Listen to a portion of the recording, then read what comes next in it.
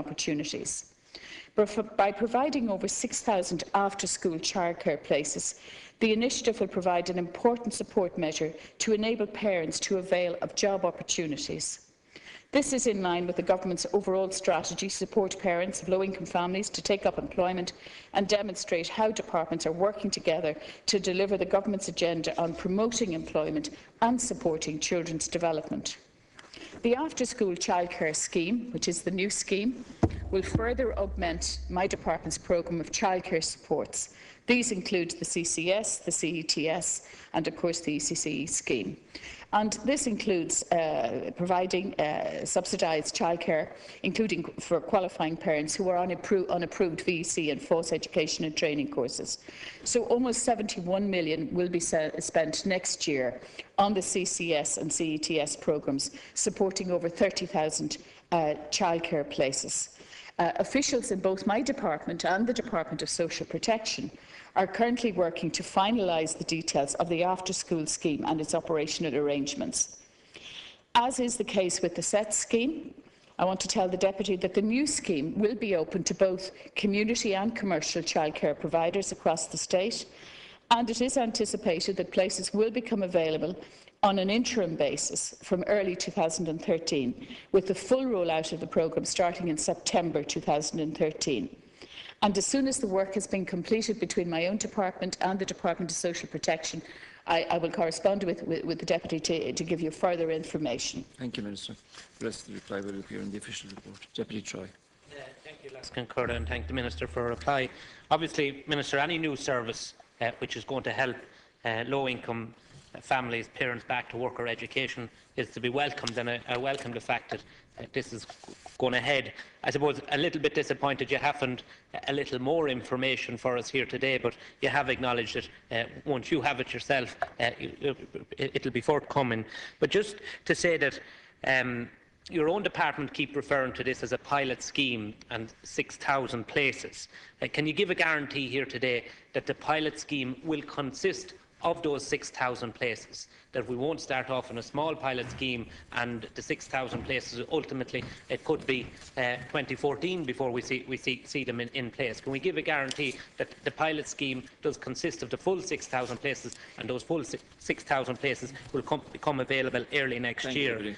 Also, just in relation to the regulation, the after-school sector is an unregulated sector currently, similarly as the childminder sector, and I suppose I have received calls from people working in the industry who have grave concerns in relation to this. And can the Minister maybe outline what her plans are to deal with this issue? Does she deal to bring forward regulation for this sector, because it is public money that's going to be spent in this area, and I think it's only right and proper that when you're spending money to the tune that you're proposing to spend, that there would be adequate regulation in place. Minister. Thank you. What I will confirm to Deputy is that there will be 500 places available on a pilot scheme early in the new year, hopefully around March or so, and that the full 6,000 places then will be available, and that's fully the intention, from September 2013. So, as you say, a new initiative at a time of severe difficulties in relation to our finances has to be welcomed. But of course, I absolutely acknowledge that the whole question of childcare provision in this country has really not got the kind of attention that it should have got over the years. The ECCE scheme was a very welcome initiative by your own government at the time, but of course it is just 1 year.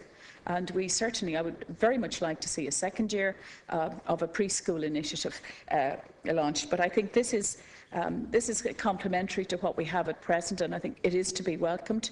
But also the point you make in relation to regulation. This sector is not regulated, as you rightly say, and I will have to examine that and see what are the appropriate standards and criteria that will need to be in place as we establish this service, and I will do that. Deputy Troy. Thank you, Minister. So really, it'll be the tail end of 2013 before we have this in full operation, is what you're telling us, Minister. And can I just also ask, have you taken on board the additional administrative costs that's going to be associated with the county childcare committees? Because I'm sure you're getting it, my colleagues are getting it, they're under severe financial pressure at the moment to administer all the schemes that they're currently administering. And that's something, another point I would ask you to take on board. Minister, final reply on this. Well, I do appreciate the work of the county childcare committees. I think they do an excellent job around the country, and they will be involved in this as well.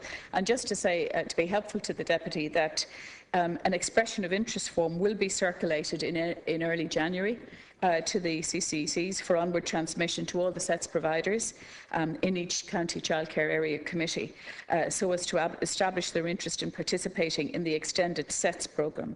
Of course, Deputy, in relation to your question in relation to childcare and supports from an administrative point of view, it has to be noted as well that in the last number of years, because of the employment situation and the changing employment situation, there have been vacancies in some services as well, and there has been a change in childcare provision, and I'm sure you know that from visiting centres yourself. So I'm not intending to increase the administrative support at present, and I do believe they can do it within existing resources at present. We go now to the next priority question from Deputy Caoimhín O'Quailon, number 64. I'll call on the Minister.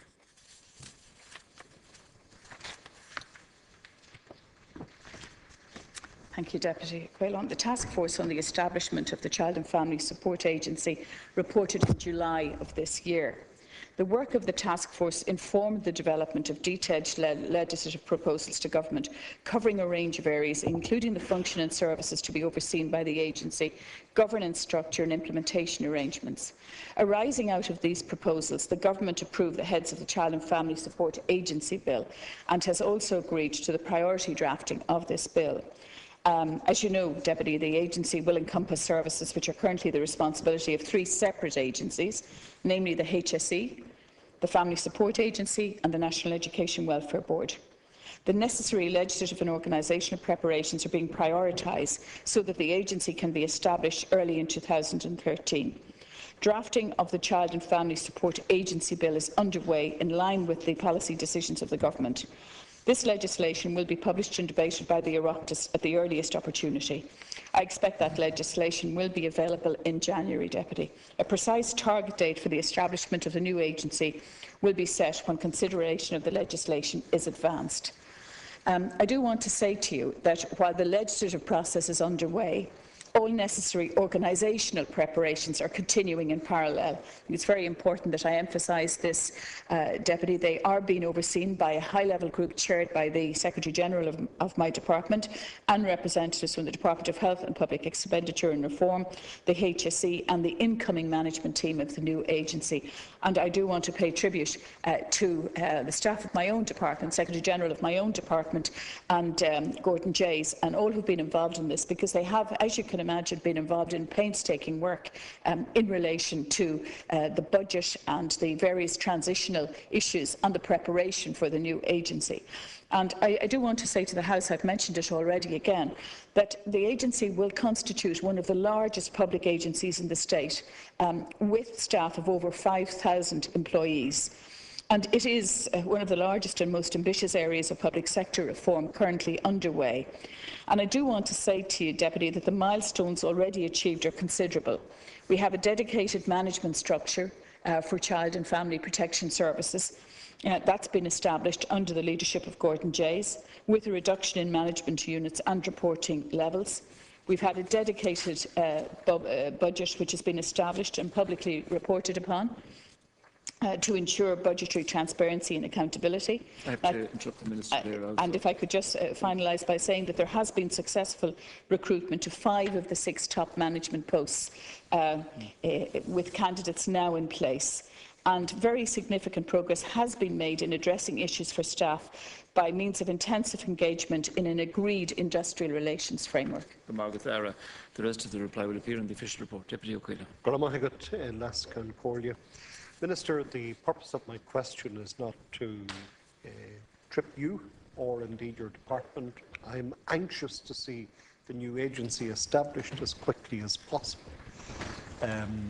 the hope and expectation of all that we've achieved in the course of this year rests fairly largely on the made for purpose of the Child and Family Support Agency, and that it will be properly resourced in order to give effect to the people's wishes as expressed very especially in the recent referendum. Is it not now appropriate, Minister, that a timeline for implementation, an implementation plan, should be furnished before the House? I would commend that, because at this moment in time, all we have is the deferred expectation of the presentation of the legislation. We certainly had hoped it would have presented before the end of this year. You're indicating the coming month, before the end of the coming month. But there is then a process of work that needs to be underway before we will actually see the new agency in situ under the aegis of your department, which is what we're anxious to see. Would it be possible, and this is my question, to present a timeline for implementation that would cover all of the key and relevant areas, the situation vis-à-vis the three agencies that are being brought together into the single agency as of the hopefully the earliest point possible in 2013, and I suppose in relation to staffing would be the most critical issue. You've mentioned about senior management appointments, but obviously we're all very, very anxious indeed to know the level of support staff that will be there, very particularly in relation to social workers. Thank you, Deputy Minister. Well, just to say to you, I think you make a very reasonable point, Deputy Quaylon, in relation to having a timeline, and that is being worked on by the high-level group, and obviously the legislation is important in January, and the Attorney General's Office have been doing a huge amount of work on this legislation. There were over 100 heads, so it's long legislation. There's a lot of detail in the legislation, but certainly we will have a timeline, and there are issues, as you know, that there's some short, medium and long-term issues in relation to the services in the agency, but I certainly would hope to come back, I'm sure the next time I'll be speaking here, and earlier in January, that we will be in a position to look at a timeline. Effectively, a lot of the work is going on with the high-level group in terms, for example, of identifying staff who come within the agency, informing those staff, and dealing with various issues which of course arise inevitably in the course of such a major transition. And I do want to take this opportunity to thank all of the staff who have been involved, because I know that change can be difficult, and it is a major transition, moving from working within the HSE to a new Child and Family Support Agency. And I'd also like to thank all of those involved on the industrial relations side, because clearly there are issues when you are making the kind of change that we're making and undertaking the reform, and they have been handled very effectively and very diligently by all of those involved. But certainly I take your point in relation to timeline, and I think that will be absolutely essential to give clarity to all of those people I'm referring to. Briefly, Deputy Quillan. Well, I welcome the Minister's acceptance of the reasonableness of my request. I think the Minister will understand that in the absence of that information, people, be they political voices or from the non-governmental sector, they will have real concerns, and they'll be fuelled by the absence of critical information. So I would commend to the Minister at the earliest possible time in the new year to furnish elected voices and the wider public with a clearly outlined timeline for the implementation. Now, the legislation is just a part of all of that, but we want to see when we're going to get to the end line, which of course is a new beginning once again. Thank you. And happy enough for that? Yes, thank you. We go on now to other questions, and number 65 is the name of Deputy Micheál Martin. Same time limits apply. I call it on the Minister. Thank you. Thank you. This question was originally transferred from the Department of the Taoiseach. I met with government colleagues and senior officials on the 8th of November to discuss the ruling delivered by the Supreme Court in the McChrystal case on that day. Subsequently, discussion of the Supreme Court ruling featured in various meetings with department officials and colleagues in the intervening period. Further to the meeting of the 8th of November, I issued a statement encouraging people voting in the referendum on the 10th of November to focus on the substance of the amendment and the historic importance of the proposal to amend the Constitution. I also drew attention to the reference made by the Supreme Court in its ruling that the substance of the referendum, if you remember, the Supreme Court said, is a matter for the people alone. Later that afternoon, I contributed to a debate in Shanadairn on the Supreme Court decision. And Deputy, you mentioned that earlier. I just want to reiterate the point that when I spoke to the Senate, there were no other court proceedings outstanding at that time, and to remember that, whereas right now there are. I set out at length the background to the government's provision of public information. At the time of the Senate debate, while the full Supreme Court judgments were awaited, again I would say no other court proceedings were underway at that stage. On the 19th of November, leave was sought from the High Court to challenge the referendum results. These proceedings make specific reference to the government's provision of public information and the ruling of the Supreme Court in the McChrystal case.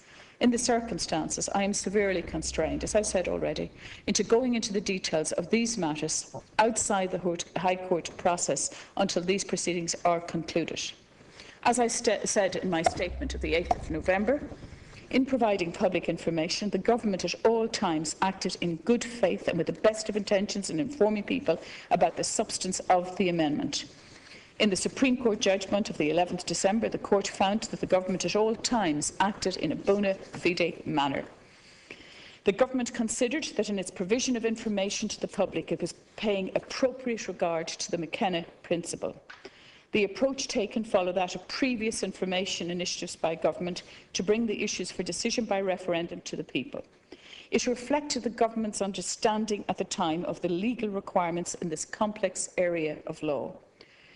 Up until the Supreme Court decision of the 8th of November, the government acted in line with the decision handed down by the President of the High Court on November the 1st. And as you remember, that the High Court accepted the case that the government was making.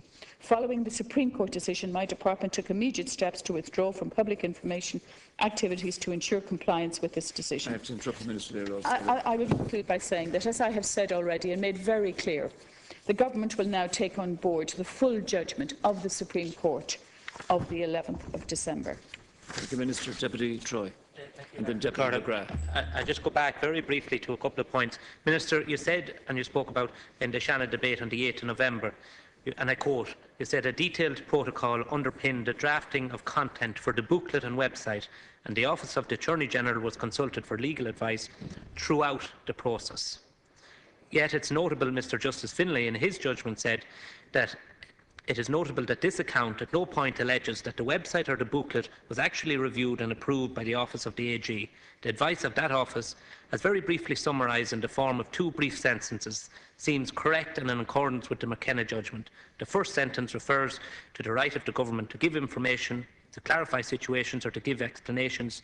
The second emphasises that the government is not entitled to expend public monies for the purpose of promoting a particular outcome. Can I just come back once again, Minister, and ask 2 questions. Who signed off on the booklet? Whose idea was it on the book to issue the booklet? Who signed off on the booklet? Why was it decided to spend 1.1 million to take it away from the Independence Commission? And also, what costs are now associated as a result of that decision? And ultimately, who's going to take responsibility and who's going to be held accountable? You came to office 20 months ago talking about accountability, talking about transparency, talking about responsibility. Well, who is going to be held accountable for this? Thank you, Minister. Well, as I've said, Deputy, the government will now take on board the full judgment of the Supreme Court of the 11th of December. And the failures to which you refer on the part of the government identified by the Supreme Court are fully acknowledged and deeply regretted.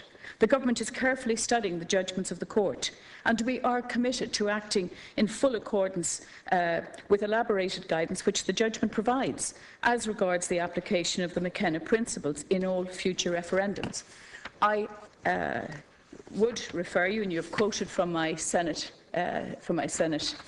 speech on that date, and that Senate speech is accurate. But I really would say to you, Deputy, that I have to be, in light of the fact that we do have a High Court hearing in January as a respondent in those proceedings. I really do have to be particularly constrained as regards further comment at this stage while proceedings are ongoing. And it is really prudent for me to restrict my comments, as I've already said to you. I would very much like to engage in a debate with you in relation to the points that you raise. But I am advised that in view of the High Court on in January, in those proceedings, to which I am a party, that it is not appropriate for me. And I would ask that you would respect that. Thank you, Minister. Deputy McGrath. Thank you, Laskin. Just in relation to the Supreme Court judgment, does the Minister now accept that that whole handling of the issue and the issue of the website was a complete cock-up by the government? And secondly, Minister, can I ask you in relation to the substance issue, and I agreed with you on the substance of the issue and I voted yes myself, but I was very annoyed at over the last few days of that campaign because I thought you could have blown the whole issue as well. So would the Minister agree that the government should apologise to the people of Ireland for missing this issue? And also the issue of Minister Shatter was on television that week and he refused to apologise. And just in relation to question, Minister, can I ask you, in relation to the McKenna principles, isn't it the reality that a lot of people in government and a lot of people in the major political parties don't really accept the McKenna judgment, and you privately you're just barely tolerating the decision? And when I warn people, if you're having a referendum in future, to be very, very careful to present the referendum and let it run in a fair and balanced way and let the people decide. Thank you, Deputy Troy. Very briefly, we're out of time. I just want to make a point, Minister. I saw Question, please. that I had this to be risen on topical debates on numerous occasions prior to the actual referendum result being challenged.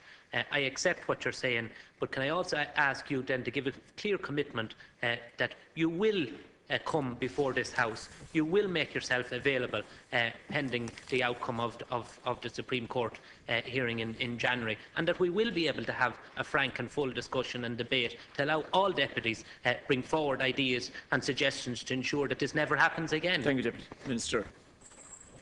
Well, Deputy McGrath, you weren't here when I spoke earlier, but I just want to make the point to you.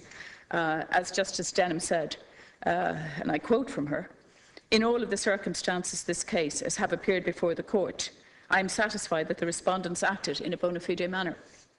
Justice Fennelly, I have no doubt that this was all done bona fide and with a consciousness that the decision in McKenna had to be respected.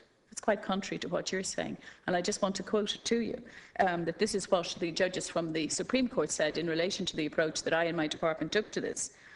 Justice O'Donnell said, "It should be said that the plaintiff made it clear that he was prepared, to accept that the department had acted in good faith in preparing the campaign and did not challenge it on that ground." But in relation to the broader point that you make, in relation to referenda and going forward, I do want to accept very much the point that we do need to examine what's happened in previous referenda. And as the government statement said, we are carefully studying the Supreme Court judgment, which now clarifies for the first time since 1995 how the government can make information available to the electorate during a referendum. And Deputy Troy, I have no doubt that we will be having discussions here in relation to that matter, and that many deputies will want to express a point of view in the light of recent events, and indeed looking back over how other referendums were conducted, that there will be a discussion here in relation to future referendums. Thank you, Minister. The next question is in the name of Deputy Bernard Durkin, number 66, and I call on the Minister.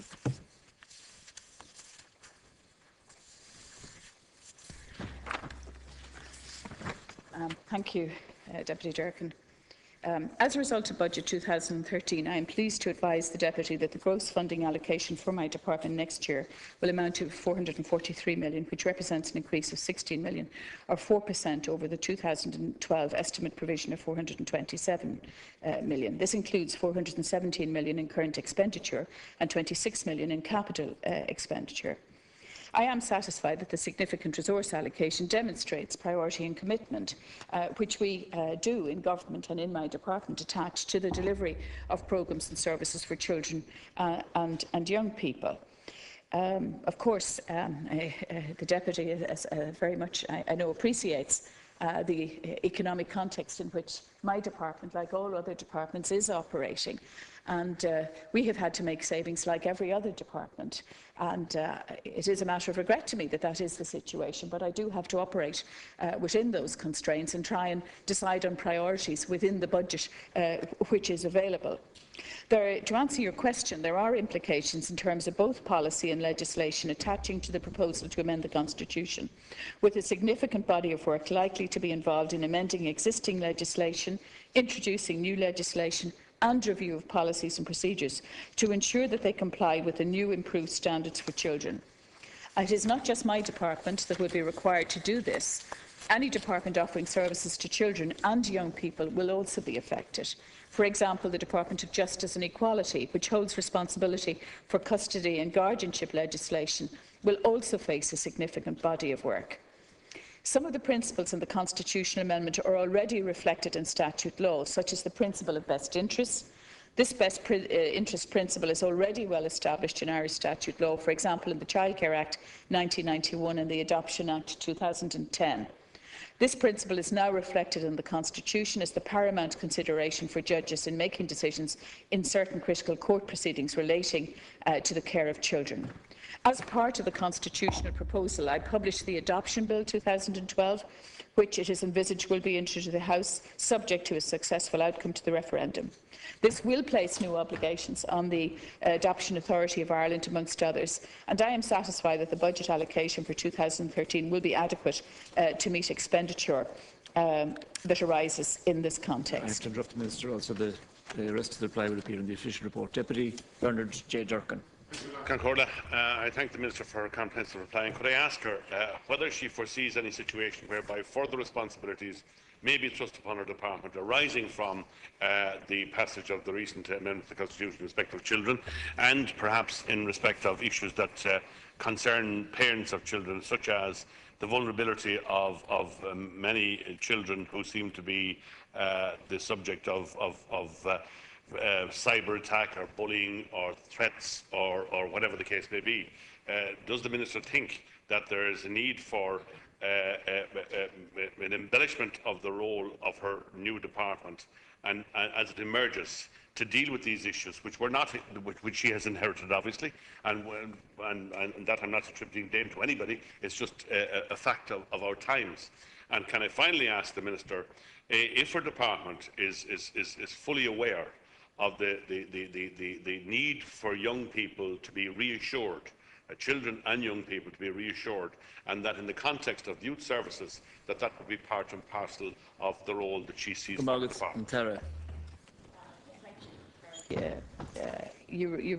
you, Carlock. Well, Deputy, you raised very broad questions in relation to young people in Ireland, and while it's true that Irish childhood in many ways has changed beyond belief in terms of the progress of our children, in terms of changed attitude, for example, to violence, in terms of the opportunities many children have, it's quite clear that there are some very vulnerable children in our society who do need the kind of supports that you speak about, and we need to be very alert. I think it's an issue not just for my department but cross-departmentally. I think it's very important that the Department of Education and Health and my own department should work together, as we are, for example, in relation to bullying and working with the Anti-Bullying Forum, and in ensuring that, as Minister Quinn is doing, that there is increased funding for initiatives in that area. And he's also launching with Minister Lynch stronger guidelines in relation to mental health issues in schools. And indeed, that's, we've had some very tragic cases recently. And what's very important is to bring in the supports at an early enough stage to children who are vulnerable. And that's why the new Child and Family Support Agency will be focusing on prevention and identifying those children and families, and making sure that, as I said to Deputy Healy earlier today, that the family resource centres and the supports that they offer are working with the Child and Family Support Agency to ensure we get those services to young people when they need them. I'm also ensuring that we will reform the funding streams for the youth services, and I absolutely take your point. I believe that the youth services around Ireland are doing a wonderful job in engaging with some of our most marginalised young people, and I would also pay tribute to the Garda Diversion programme, programme, which has been hugely successful and doesn't really get a lot of attention or recognition. There's huge support being given to young people. Unfortunately, not always successfully, as we know, and we've seen in the child death report and in more recent reports. But I think these initiatives will make a difference to the children whom you speak about. I have 3 other deputies who want to ask a question, so could I ask for brief questions? Deputies McGrath, O'Quillan and Troy. Deputy McGrath. First of all, Minister, did I hear you around? Was your budget there 443 million? Is that your figure for your department?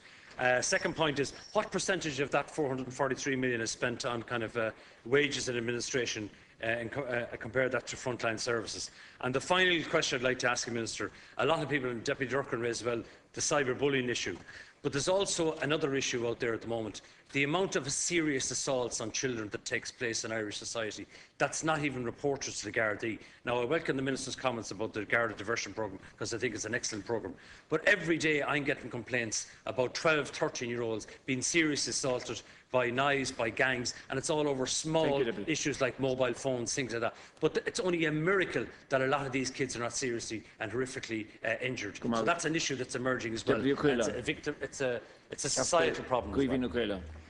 Well, I can appreciate that the Minister would be concerned, but I wonder, is she in a position to give the House any assurance regarding the funding that will follow in the advent of the Child and Family Support Agency? We know from the supplementary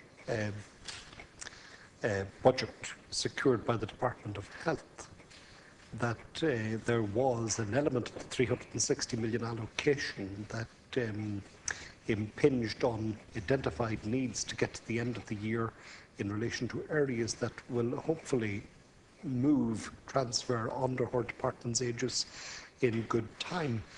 There's also the signal 781 million of cuts to be implemented across the health budget and the HSE. Has the Minister any expectation, any assurance, more importantly, that none of those cuts will further impact on areas that will ultimately be under her department's responsibility and control, hopefully in the early part of 2013? Briefly. Thank you, Laskin. Minister, the Children's Rights Alliance say, on balance, children were among the key losers in this budget. I could go on further, I won't. One point, because I asked to be brief, one point I wish to ask. The Children and Family Services are already carrying a deficit of over 50 million euros. I've asked this before and I will repeat my question today. Will this deficit have to be carried forward into the new Child and Family Support Agency? Thank you. And do you think, what sort of impact do you think that's going to have on a new agency trying to start off from a clean sheet, a fresh approach, which, by the way, you've received support from this side of the House in relation to that? Minister. Do you accept that? I do accept that, Deputy Troy. Well, Deputy Graham makes the point in relation to violence and our children who are both carrying out violence and who are subject to violence, and I can only agree with him that this is a very serious situation. I have to repeat, I think, Deputy, that the best way to deal with this is that we're very quick to identify children, at an early stage who are vulnerable, that we provide the best possible early intervention services. It's very interesting to see what the research is telling us in relation to high quality early years. That in fact the issues which you speak about in relation to violence, in relation to addictions which lead to many of those assaults are considerably reduced when you give the kind of attention to people at an early stage that our early childcare services can give. But equally, of course, I do believe the Garda diversion services have quite a role to play in relation to those young people as well. And what's very important is that they engage with them. And many of our youth work services around the country are now specifically working with the more marginalised young people. And it is interesting that we have less children, for example, and young people coming into detention. And for those who do come into detention, they will now, the 16-year-olds, as you know, are no longer in St Patrick's. They will be in a purpose-built detention centre with the appropriate services for those who unfortunately reach that point. But prevention is the key in relation to the issues that you raise. In relation to the points that Deputy Quillan and Deputy Troy made in relation to budget, I do want to say that a huge amount of work has been done. I do want to say that the figures, some of the figures quoted by the Children's Rights Alliance are incorrect in relation to the agency, and I will be discussing that with them. The 2013 provision for children reflects the work that has been done during the year in establishing as accurate a budget as possible, and there has been some miscoding of expenditure, so that's one of the reasons for the slight change. It's a 5 million change actually.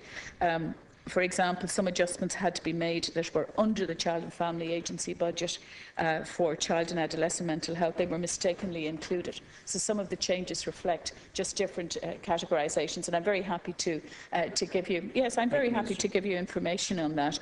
In relation to, as you know, Deputy, when I first had responsibility for this budget last year, it was 72 million overdrawn, which is quite an extraordinary figure when you consider it.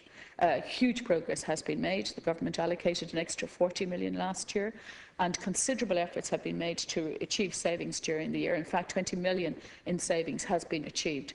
So I would certainly expect that going forward that there will be as low an overspend towards the end of this year to be carried forward to the agency as possible, but huge progress has been made when you consider that there was a figure of 72 million. But I do want to make the point that there are extra demands on the service. There's some very expensive decisions, if you like, that have to be taken in relation to children who need special care.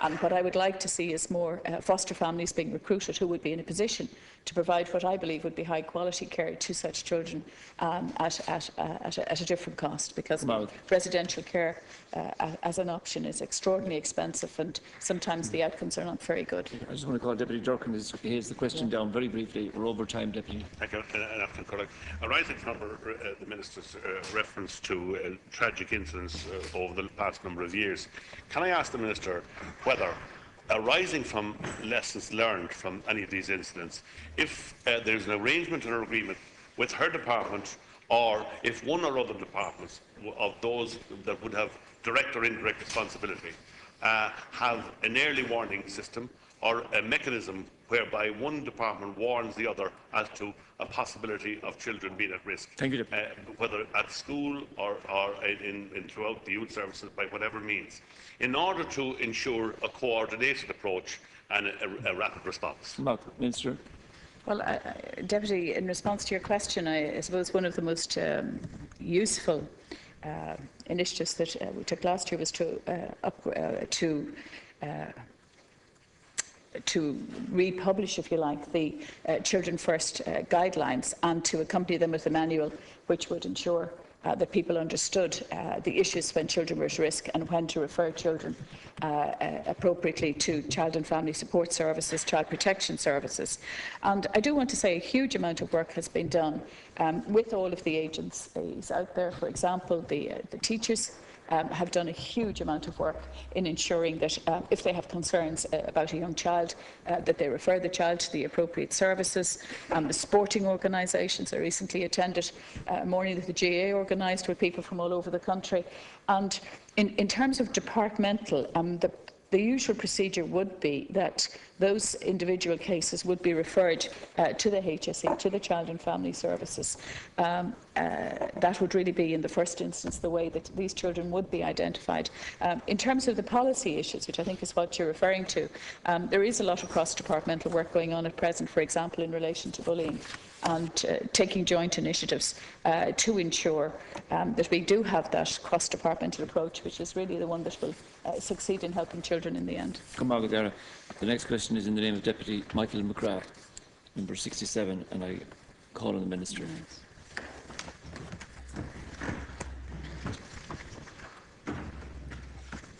The school completion programme aims to retain young people in the formal education system to completion of senior cycle and to improve children's participation in attendance in school. In 2013, 26.45 million in funding has been allocated to this programme. The school completion programme comprises 124 projects throughout the country. It is managed and directed by the National Education Welfare Board, and the funding for the programme is administered by my department. It is intended to undertake a review of the school completion programme in 2013.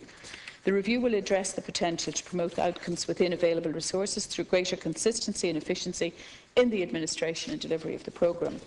The review will be undertaken in conjunction with the NEWB and in consultation with the Department of Education and Skills.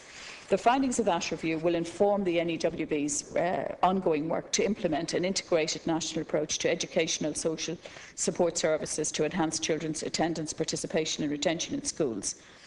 This approach incorporates the coordination of the Board's responsibilities in the 3 areas of the school completion programme, and those 3 areas are the Home School Community Liaison Service, the School Completion Programme, the Home School Community Liaison Service and the Education Welfare Service. 2013, as I have said, will also see the establishment of the Child and Family Support Agency and the incorporation of the Education Welfare Services operated by the NEWB, the National Education Welfare Board, within a broader and more comprehensive range of supports to children and families. Okay. Okay. I just want to call Deputy Robert Troy. Thank you, Laskin Corda. The Minister, back in 2008, the then Fine Gael spokesperson on children expressed sharp criticism of the proposed decrease in funding. And he said, in the current economic climate, the government, in implementing cutbacks, needs to differentiate between services that are essential and those that are not. It should not simply engage in a crash and burn approach which implements overall reductions across a broad range of sectors indiscriminately. And that was talking about a 3% cutback at the time. Yep. Since then, in 2012, a cutback of 6.5%, 2013, further cutback of 6.5%. I suppose I'm worried about the future of this programme. I think it's an extremely important programme, and I'm worried about the future given the level of financial commitment heretofore. And can I ask, you're talking about a review, can I ask, at what cost is this review going to cost to carry out? Will the review consult with the relevant stakeholders? And when can we expect the publication of the said review? Minister. Thank you. Well, I want to say that a full review of the scheme, as I've said, will take place in 2013. The terms of reference for the review will take account of the need for local innovation in developing programmes and address the variations in approach and cost base. The truth in relation to this programme is that there's huge variation in how it is administered, huge variation in the schemes. I do want to acknowledge, I've seen much of the work firsthand, I do want to acknowledge the work that is being done within it and how important it is and what a support it can be to principals and teachers and the difference it can make in children's lives. But I think it's very important that we have a national approach to it. And there is huge variation in the projects, huge variation in the cost-based, and it does need to be analysed and reviewed.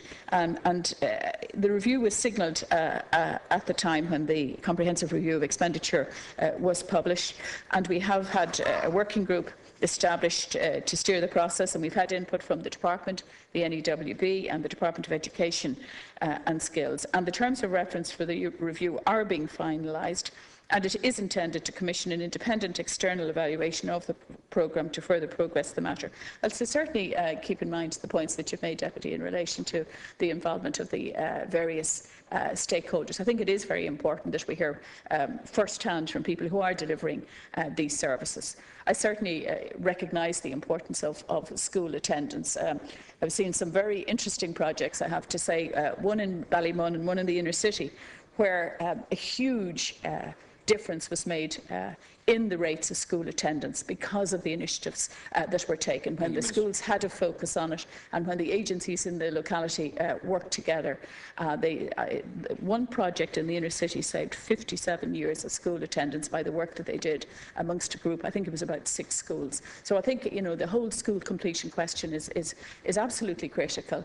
I regret the cutbacks that have to be made, and hopefully as we get economic growth again, we can begin to put more resources into issues such as this. Thank you, Minister. Deputy Troy and then Deputy McGrath.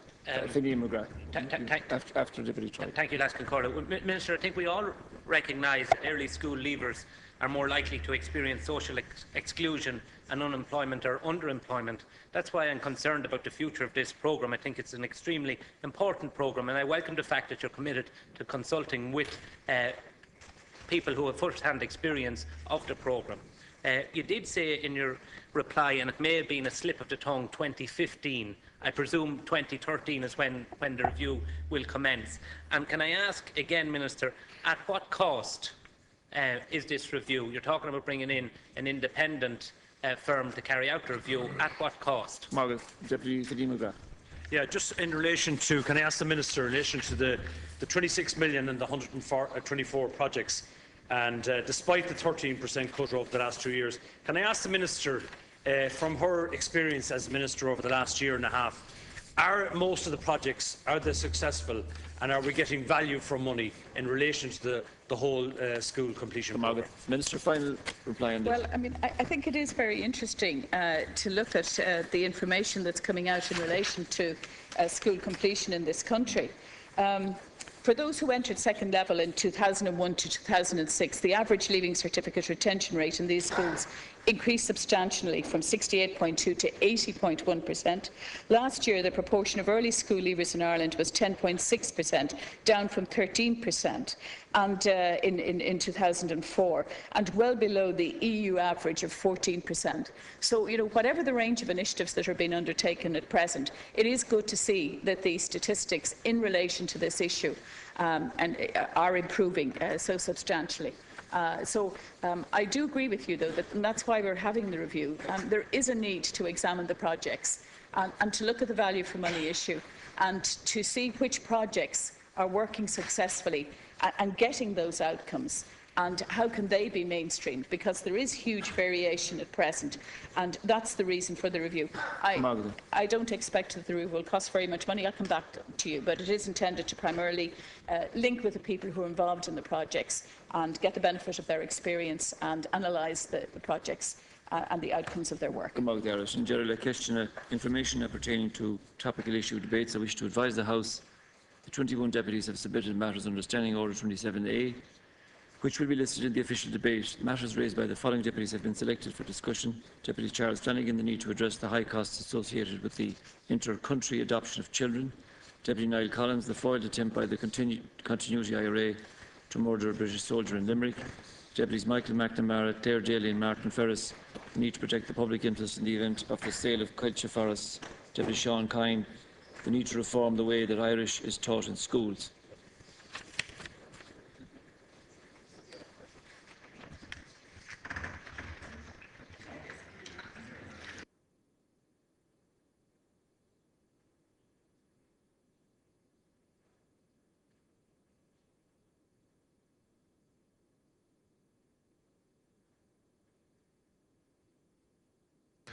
We now move on to leaders' questions.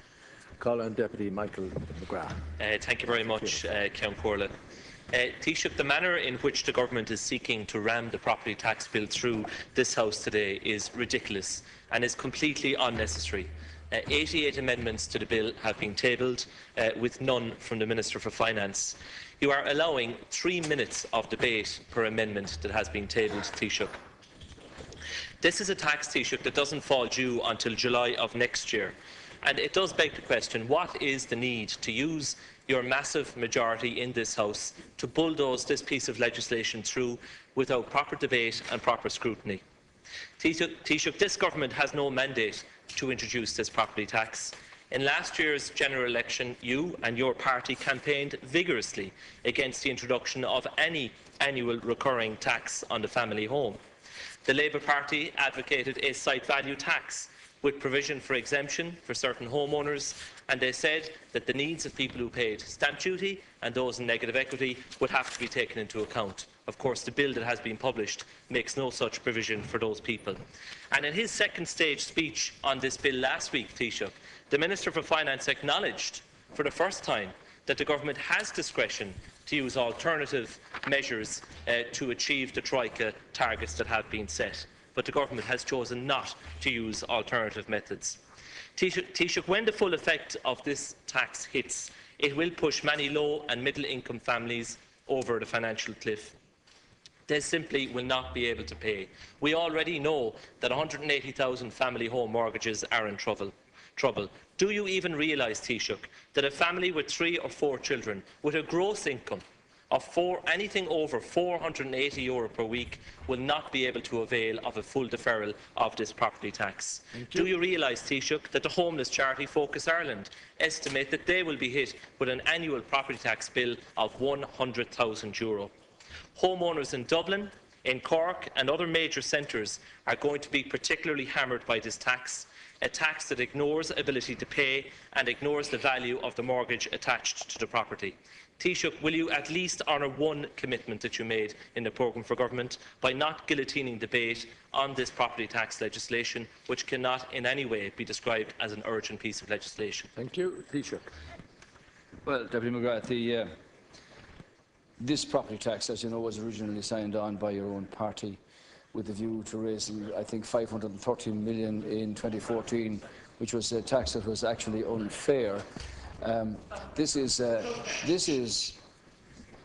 issue that is central to the memorandum of understanding, and the government have decided to introduce it on the basis of a 0.18% tax with an extra increase on the proportion over 1 million in terms of the market value of houses. There's a recognition of the challenge that many people face here, and the inclusion of deferrals, and the issue concerning pyrite has been referred to specifically by the Minister. Deputy McGrath is well aware that what's happened over the last 20 years is that commercial premises, retail outlets and business have been socked every year by local authorities who had no other wider base of tax to run the services and provide facilities for the people. So this is an issue that was considered by government, that was considered on the basis of it being fair, of it being progressive, with an understanding that there are challenges there for people. The timescale was set out by the whip at last week's meeting, and as Deputy McGrath is aware, the Revenue Commissioners have undertaken the mechanics and the design of this scheme and the collection of it, and so that everybody will contribute towards this property tax, one of the last countries in Europe not to have a property tax.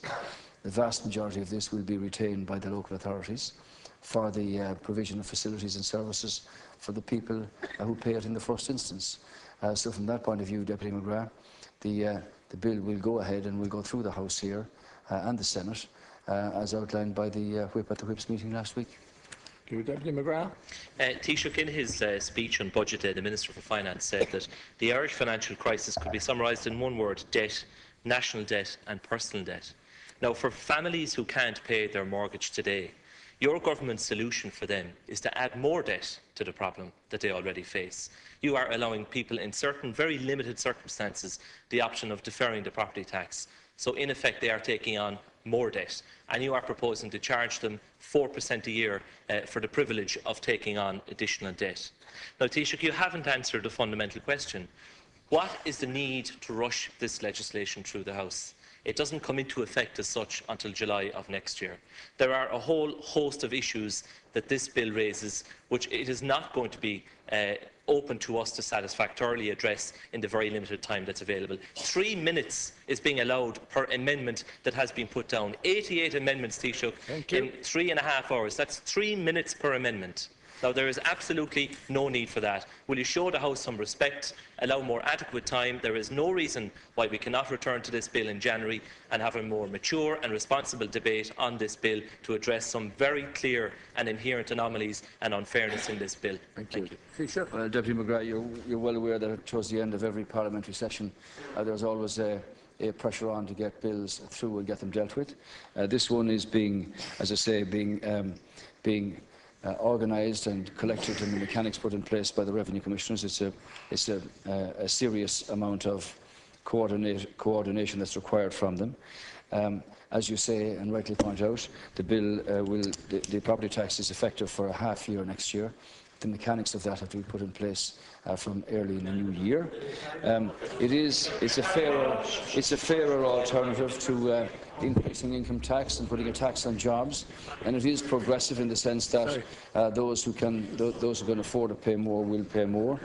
You mentioned about the They mentioned about the challenge that people face. Well, I think that you should bear note, if you haven't seen them already, the quarterly national accounts released for the third quarter just today, the third quarter of 2012, showed GDP growing by 0.8% year on year and 0.2% quarter on quarter. But it's the first time that private consumption, Deputy McGrath, grew year on year for the first time since 2010. And that's encouraging given the fact that it is generally more labour intensive than export growth, and it's good to see that sign of confidence returning there.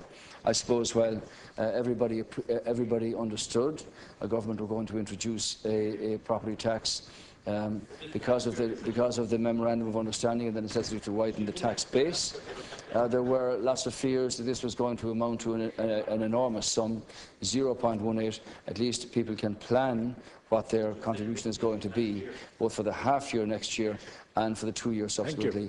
After that, the local authorities will have responsibility for the property tax. Deputy McGrath. Thank you. Deputy Adams. Gormagad Concuria, Hishigas Gan Earls, it's a budget Fahamilia Sadoyag, John Milchanok, Cruelok, August Donna, August Indian lots of we Fianna Foilak. The feature that unlocked the corner in the Dail Margal as war policy. Taoiseach, the CSO figures which I read earlier on show that the economy contracted by 0.4% between July and September. And clearly the economy is flat, and this budget of yours, this cruel budget, will make matters worse. You're inflicting more debt, more hurt on households. And to their shame, government TDs are voting for harsh cuts to child benefit, to respite care grants, and are forcing desperate householders to seek assistance from wonderful charities like St Vincent de Paul, Bernardo's and others. And today you will, with the minimum debate, impose the maximum debt on households with your family home tax. I read that patients, including cancer sufferers, will have to pay more on hospital. Operating lists grow longer, public services are starved of funding, and the government has torn up its pledges on education. And one measure I'd like to take up with you is the increase in the pupil-teacher ratio from 17.1 to 19.1 for post-leaving cert programmes. Now, Taoiseach, you're a former teacher. This will result in the loss of hundreds of teaching posts and the cancellation of courses. And many young people who look to this process to progress beyond secondary education are going to be robbed of that chance. So your government talks about encouraging people to upskill and retrain in order to get a job, but the decisions you're taking totally subvert this. In my own constituency of County Louth, there will be the loss of up to 8 teaching posts in 2 further education colleges, and I'm sure that's the same all over the state. So, Taoiseach, was this decision equality-proofed? And do you accept that it will see teaching posts lost, training courses closed down and job opportunities reduced? Thank you, Deputy Taoiseach. Well, the three niha áirithe lútead an sin a theachta.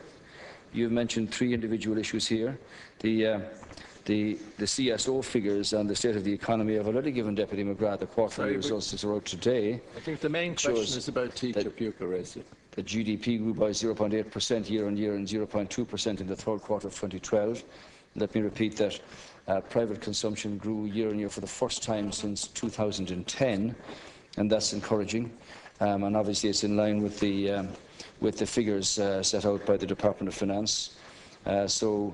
Growth will continue in 2012 and for 2013, which will be the 3rd consecutive year.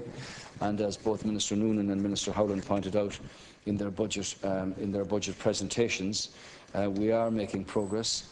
We are on the road to recovery in terms of our economic health, but there are some serious challenges up ahead. You've mentioned in respect of cancer patients. Obviously, the legislation that was introduced way back in 1987, Deputy Adams, introduced an obligation for patients to pay a non-payment daily fare. That current charge is €75. was capped at €750 or 10 days maximum. In 2011, the HSE raised 50 million from that charge, and as part of Budget 2013, it was announced that the charge would be increased to €80. That's an increase of 5, and that charge applies to each inpatient or day case patient. The fee is not connected to any particular disease that a person or illness that's being treated. No new charge for cancer was introduced here. I might just say to you that the charge was increased by successive Fianna Fáil governments, indeed, from 2002 to 2009, except for the budget